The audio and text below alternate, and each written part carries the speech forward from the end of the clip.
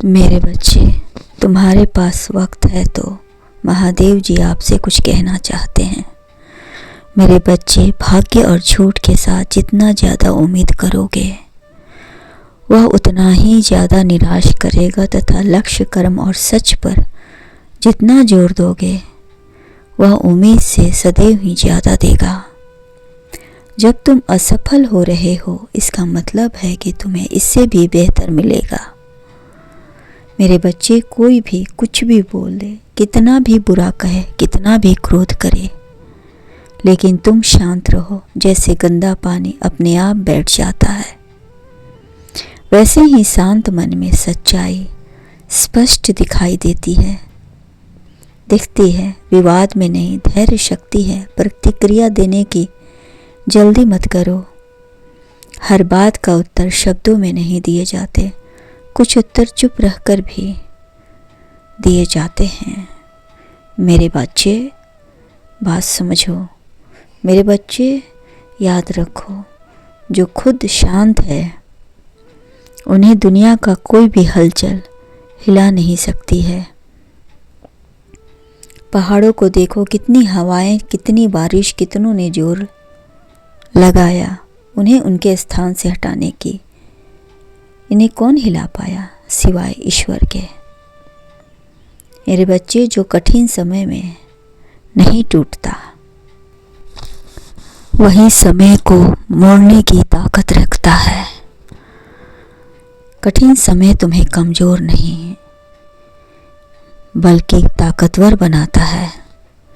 हर उस स्थिति से लड़ने की जिसे तुम अपने अंदर कमजोरी महसूस करते हो। मेरे बच्चे, यदि तुम ठान लो तो हर चीज को अपने वश में कर सकते हो। और सबसे पहले तो तुम अपने क्रोध को अपने वश में करो, क्योंकि सारे मुसीबत की जड़ यही है जो आगे बढ़ाने से पहले ही किसी और के शब्दों का तुम्हें शिकार बना देती है।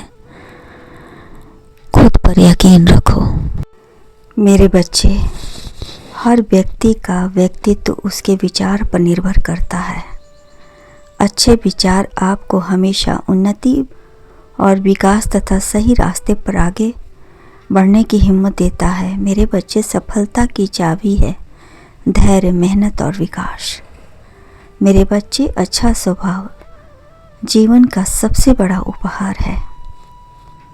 मेरे बच्चे, आज मैं तुमसे कहना चाहता हूँ कि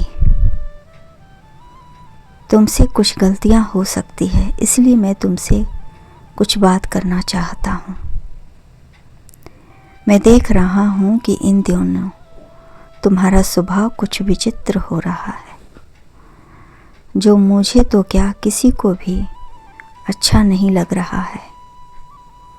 मेरे बच्चे, मैं देख पा रहा हूँ कि तुम हर समय अपने मन में दूसरों के प्रति गुस्सा रखते हो। क्यों? तुम्हारा स्वभाव इतना जल्दी क्यों बदल गया? तुम तो बहुत अच्छे और सच्चे इंसान थे। परिवर्तन क्यों? फिर ये परिवर्तन क्यों? दूसरों के प्रति तुम्हारे मन में गुस्सा है। मेरे बच्चे, तुम्हें यह सब करना शोभा नहीं देता। मेरे बच्चे, ऐसा करके तुम दूसरों का नहीं बल्कि अपना ही नुकसान कर रहे हो। क्रोध से किसका भला हुआ है? क्रोध हमेशा नुकसानदायक ही रहा है। इतिहास गवाह है इस बात का। मेरे बच्चे, मैं चाहता हूँ कि तुम्हें यह सब चीज़ें छोड़ देनी चाहिए और इन सब चीज़ों के बारे में नहीं सोचना चाहिए,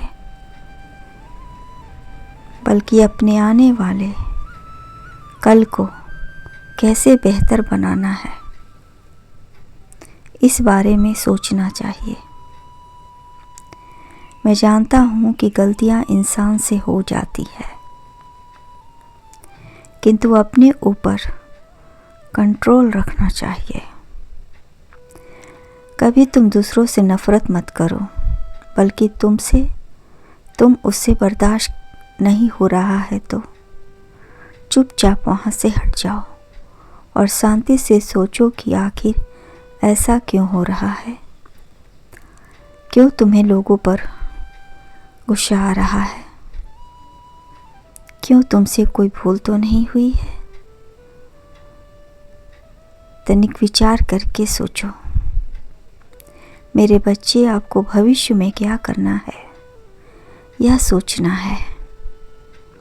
और मेरे बच्चे, लोगों की बातों पर ध्यान देना बंद कर दो। कौन क्या कहेगा इस बारे में मत सोचो। तुम्हें अपने जीवन में क्या करना है चाहिए इसके बारे में सोचो। मेरे बच्चे, लोगों का कहना क्या है? तुम कुछ करोगे तो भी बोलेंगे और तुम कुछ नहीं करोगे तो भी बोलेंगे। इससे बेहतर है कि तुम खुद के बारे में सोचो। अगर कोई रास्ता तुम्हें नज़र नहीं आ रहा है तो तुम चिंता क्यों करते हो? मैं हूं ना, मैं तुम्हारे साथ। तुम मुझसे कहो, मैं तुम्हारे लिए ऐसे रास्ते बना दूंगा जिसके बारे में तुमने कभी सोचा भी नहीं होगा। मेरे बच्चे, बस तुम हमेशा खुश रहो और अपने मन को हमेशा साफ रखना। बुरी और गंदे विचारों से उसको मैला मत होने देना। मेरे बच्चे, गलतियां सुधारने का सबसे प्रभावी तरीका है उन्हें ईमानदारी से स्वीकार करना, नुकसान का आकलन करना और उनसे सीखकर भविष्य के लिए एक साफ सुथरा हुआ बेहतरीन प्लान बनाना। अपनी गलती को बिना किसी बहाने के सच्चे दिल से मानना। अगर तुमसे गलती से किसी और को परेशानी हुई है तो सच्चे हृदय से क्षमा मांग लेना और शांति से सोचना कि गलती कहाँ और क्यों हुई। याद रखना मेरे बच्चे, गलती होने पर समय रहते ही उसे सुधार लेना चाहिए, वरना जैसे जैसे समय गुजरता जाएगा गलतियां सुधारना उतना मुश्किल हो जाएगा। इसीलिए अपने गुस्सा पर काबू रखो। बिना वजह किसी पर क्रोध मत करो। इससे किसी का फ़ायदा नहीं होता, बल्कि सबसे ज़्यादा नुकसान आपका होता है।